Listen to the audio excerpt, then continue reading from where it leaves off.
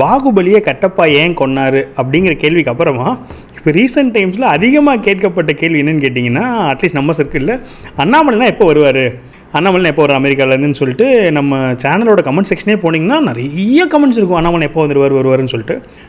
அண்ணாமலை நான் வந்து இந்தியா வந்துட்டார், ஒரு அஃபிஷியல் போஸ்ட்டும் வந்திருக்கு. ஸோ எப்போ வந்தார், என்ன பண்ணார் அப்படிங்கிறத பற்றி பேசிவிட்டு என்ன இன்டர்பிரிட்டேஷன்ஸ்லாம் போயிட்டு ஒருத்தர் ஒரு யூகம் பண்ணிகிட்ருக்காங்க இல்லையா, அதை பற்றி. அப்புறம் அண்ணாமலை நான் வந்து ஒரு ஆர்டிக்கல் எழுதியிருந்தார், அதில் உள்ள இன்டர்பிரிட்டேஷன்ஸில் ஒரு சில அடிஷ்னல் இன்ஃபர்மேஷன்ஸ் அதெல்லாம் தான் இந்த வீடியோவில் நம்ம பார்க்க போகிறோம். நான் உங்கள் மணியன் கோபி, நீங்கள் பார்த்துட்டு இருக்கிறது பாசிட்டிவ் பாலிடிக்ஸ். ஒருவேளை நம்ம சேனலை சப்ஸ்கிரைப் பண்ணால் பார்த்துருக்கீங்க பட்சத்தில் சப்ஸ்கிரைப் பண்ணி பெல் ஐக்கன் கிளிக் பண்ணிக்கோங்க. ஸோ தட் அடுத்த போகிற வீடியோஸ் உங்களுக்கு வந்து சேரும்.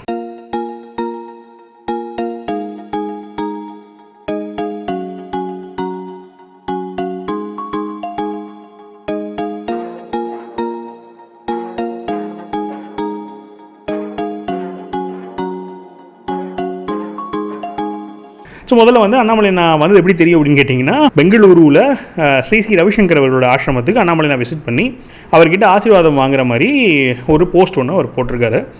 ஸோ நம்மளுக்கு தெரியும் ரவிசங்கர் அவங்களுக்கு வந்து ஸ்ரீ ரவிசங்கர் அவங்களுக்கு 70வது பிறந்த நாள். அதுக்கு அண்ணாமலை அவர்கள் வந்து வாழ்த்தும் தெரிவிச்சிருந்தார் ட்வீட்டில். இப்போ நேர்லையும் போய் வாழ்த்து தெரிவித்து ஆசீர்வாதம் வாங்கியிருக்காங்க. நமக்கும் நம்ம சேனலில் ரஜினிகாந்த் அவர்கள் போய் பார்த்த அந்த வீடியோலாம் போட்டிருந்தோம்.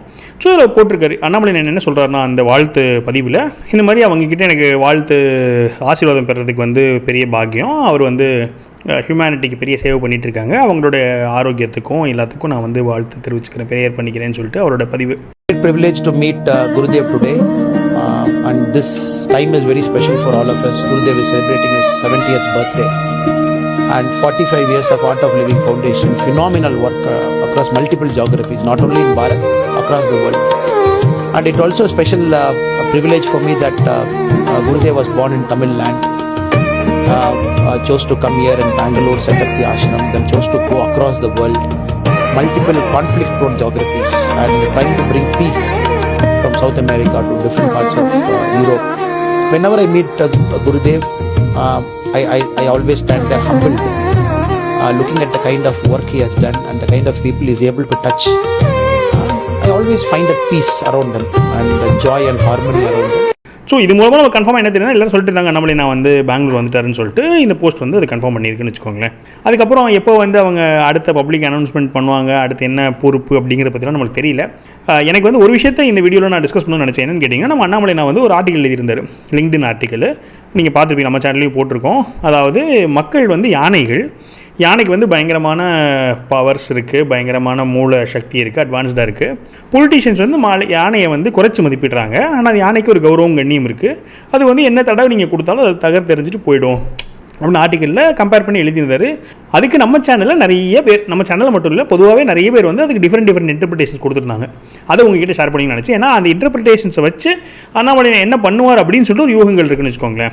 எனக்கு அது ஒரு சில இன்டர்பிரிட்டேஷன் ரொம்ப பிடிச்சிருந்துச்சு. ஒரு இன்டர்பிரிட்டேஷன் பொதுவாக காமன் இருக்கிறது வந்து அண்ணாமலை என்ன தான் அந்த யானையே.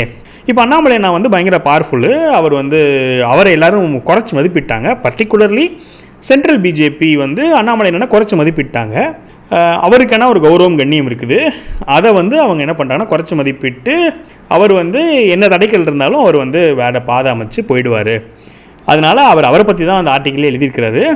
அந்த புது பாதை தான் வந்து புது பார்ட்டி.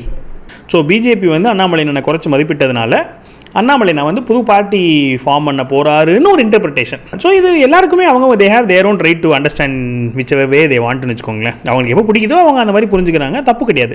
இது வந்து ஒரு இன்டர்பிரிட்டேஷன். ரெண்டாவது இன்டர்பிரிட்டேஷன் வந்து என்னென்னு கேட்டிங்கன்னா, அண்ணாமலை என்ன அந்த யானை குறைச்சி மதிப்பிடுறது வந்து பிஜேபி கிடையாது, தமிழக பாஜக இருக்கிற ஒரு 4 பேர். அதாவது தமிழிசை சவுந்தரராஜன் அவர்கள், வானதி சீனிவாசன் அவர்கள், நயனா நாகேந்திரன் அவர்கள், எல் முருகன் அவர்கள். இவங்க 4 பேர் வந்து அந்த மெட்டஃபாரில் வர்ற மக்கள். ஸோ அவங்க வந்து இவரை குறைச்சி மதிப்பிட்டாங்க, இவரோட கௌரவத்தில் விளையாடுறாங்க. இவர் வந்து அவங்க என்ன தடை வச்சாலும் அவர் வந்து வேறு வழியில் போய் வேறு பாதை அமைச்சிருவார் அப்படிங்கிறது அடுத்த இன்டர்பிரிட்டேஷன். இன்னொரு இன்டர்பிரிட்டேஷன் ரொம்ப பிடிச்சிருந்துச்சி, ரொம்ப ஒரு கவித்துவமாக இருந்துச்சு, கவிநயமாக இருந்துச்சு. என்னென்னு கேட்டிங்கன்னா, அண்ணாமலை என்னன்னே அந்த ஆர்டிக்கல் என்ன எழுதியிருந்தாருன்னா, யானை தான் மக்கள், சொசைட்டி, கான்ஸ்டிடுவன்சிஸு, பொலிட்டிக்கல் சிஸ்டம் தான் வந்து நெஜத்தில் உள்ள மக்கள் அப்படின்னு சொல்லி கவர் பண்ணியிருந்தார் இல்லையா. அப்போது நம்ம என்ன புரிஞ்சுக்கிட்டோம், நான் என்ன சொன்னேன்னு சொன்னால், எந்த ஆப்ஷனும் இல்லாதனால யானை வந்து தாவேக்கா சூஸ் பண்ணியிருக்கேங்கிற மாதிரி நான் புரிஞ்சுக்கிட்டு இருந்தேன். இவர் என்ன எழுதியிருந்தார்னா, யானை வந்து மக்கள் தான், அண்ணாமலை என்ன சூஸ் பண்ணுறதுங்கிறது கிரிவலத்துக்கு போகிற மாதிரி. ஸோ யானை வந்து கிரிவலத்துக்கு போகணுன்னு ஆசைப்பட்டுச்சு. ஆனால் கிரிவலத்தை நீங்கள் லாக் பண்ணதுனால அது காட்டுப்பகுதிக்கு போயிடுச்சு அப்படின்னு சொல்லி எழுதியிருந்தார். ரொம்ப எனக்கு பிடிச்சிருந்துச்சு. சார் எவ்வளோ சூப்பராக யோசிக்கிறாங்களே அப்படின்னு சொல்லிட்டு. ஸோ அது ஒரு இன்டர்பிரிட்டேஷன். அப்புறம் இன்னொருத்தர் இன்டர்பிரிட்டேஷன் என்ன இருந்துச்சுன்னா, யானை தான் வந்து விஜய் அவர்கள் அவங்க வந்து என்ன சொல்கிறது, குருட்டாம்போக்கிலலாம் ஜெயிக்கல, பயங்கரமாக பிளான் பண்ணி ஜெயிச்சிருக்காங்க. அது யானை அட்டாக்னு சொல்லுவோம்ல, அந்த மாதிரி சும்மா இது ஒரு புயல் ஜெயிச்சிட்டாங்க கிடையாது, பிளான் பண்ணி தான் ஜெயிச்சிருக்கிறாங்க, விஜய் தான் வந்து அந்த யானை அப்படின்னு சொல்லிட்டு ஒரு இன்டர்பிரிட்டேஷன் இருந்துச்சு. ஸோ இது எல்லா இன்டர்பிரிட்டேஷன்லேருந்து என்ன புரிஞ்சுக்கிறாங்க இல்லை என்ன யூகம் பண்ணுறாங்கன்னு சொன்னால், அண்ணாமலை புது பார்ட்டி ஆரம்பிக்கிறதுக்கு வாய்ப்பு இருக்குன்னு சொல்லி சொல்கிறாங்க, இல்லை அண்ணாமலை வந்து இதுலேருந்து போயிடுவாங்கன்னு சொல்கிறாங்க. ஆனால் இது என்ன ஒரு துரதிருஷ்டம்னு சொல்லலாம், இல்லாட்டி என்னன்னு தெரியல. இது அவர் வந்து பிரசிடென்ட் ஆன நாள்லேருந்து சொல்லிட்டு இருக்காரு. 2029 5 வருஷமாக அதை சொல்லிட்டு இருக்காங்க. பிடிச்ச குரூப்பு சொல்லுவாங்க, பிடிக்காத குரூப் சொல்லுவாங்க, எல்லாரும் சொல்லுவாங்க. என்ன சொல்லுவாங்க, அவர் பிரசிடென்ட் பதவியிலேருந்து நாளைக்கு தூக்கிடுவாங்கம்பாங்க. அவர் புது கட்சி ஆரம்பிக்க போகிறான்றதே பல காலமாக சொல்லிட்டு இருக்காங்க. இன்ஃபேக்ட் இப்போ அவரோட நிறைய ஆதரவாளர்களாக சேர்ந்து அவன் தனித்தனியாக ஒரு கொடி வச்சு பேர் வச்சு எண் மக்கள் கட்சி, அப்புறம் வந்து அந்த மாதிரி ஏகப்பட்டது எல்லோரும் சும்மா ஸ்டார்ட் பண்ணி போயிட்டுருக்குன்னு வச்சுக்கோங்களேன். இதில் என்னென்னா, அவர் வந்து சொல்லுவாங்க, ஒரு பொதுவான ஒரு வாக்கியம் இருக்கும், அதாவது you love him or hate him, or love him or hate him, but you cannot ignore him அப்படின்னு சொல்லி சொல்லுவாங்க. அந்த மாதிரி இவர் பிரசிடெண்ட்டாக இருக்கும்போது இவர் தான் ஹெட்லைன்ஸ் இருக்காரு, இப்போ இவர் எந்த பொறுப்பில் இல்லாத இருக்கும்போது ஹெட்லைன்ஸில் இருக்கிறாரு, அரசியலில் போட்டியே இடாமல் இருக்கும்போது ஹெட்லைன்ஸில் இருக்காரு, இப்போ நாட்டிலே இல்லை இருந்தாலும் ஹெட்லைன்ஸில் இருக்கிறாரு.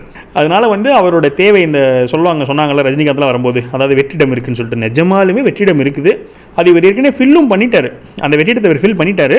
ஆனால் பெர்மனெண்ட்டாக ஃபில் பண்ணல, டெம்பரரியாக ஃபில் பண்ணியிருக்காரு. அதனால் எல்லாத்துக்கும் ஆதங்கம், ஏன்னா பெர்மனெண்ட்டாக ஃபில் பண்ணணும் அப்படின்னு சொல்லிட்டு. இன்னொரு வாக்கியமும் நான் படித்தேன். என்ன படித்தேன்னு சொன்னால், தமிழக பாஜக தான் கையில் வெண்ணெய் வச்சு நெய்யை தேடிட்டு இருக்கு, அண்ணாமலை இருக்கும்போது எதுக்கு பண்ணி இன்னொன்று தேடுறீங்க அப்படின்னு சொல்லிட்டு. ஸோ இந்த ரிசல்ட் வந்து ஒரு பிளெஸிங் இன் டிஸ்கைஸ் தான். இவருடைய முக்கியத்துவத்தை, இவரோட அருமையை வந்து இன்னும் கொஞ்சம் அதிகமாகவே என்ன பண்ணியிருக்குன்னா, இந்த ரிசல்ட் வந்து உறுதிப்படுத்தியிருக்குது.